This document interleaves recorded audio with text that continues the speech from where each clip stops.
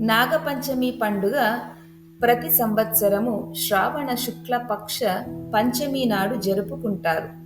కుటుంబానికి ఆరోగ్యం, శాంతి కలగాలని ప్రార్థిస్తారు.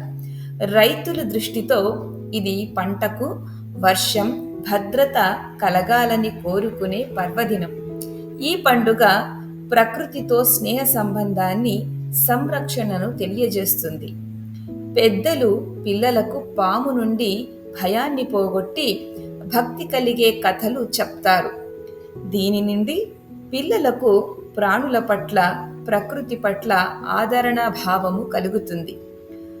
మనసులో భక్తి శ్రద్ధలు పెరుగుతుంది. మనోధైర్యము వస్తుంది. దేన్నైనా ప్రేమతో, ఆదరణతో గెలవచ్చు అనే ఆత్మస్థైర్యము కలుగుతుంది. ఎంత అద్భుతమైన ఆలోచనతో ఈ పండుగ నియమించిండారు కదా. మనం కూడా భక్తి శ్రద్ధలతో ఈ పండుగ జరుపుకొని రైతులకు మంచిది జరగాలని, వర్షము సరిగ్గా రావాలని, వాళ్ళకి పంట వచ్చి బాగా సమృద్ధికరమైన జీవితం జీవించాలని మనము ప్రార్థిస్తాము.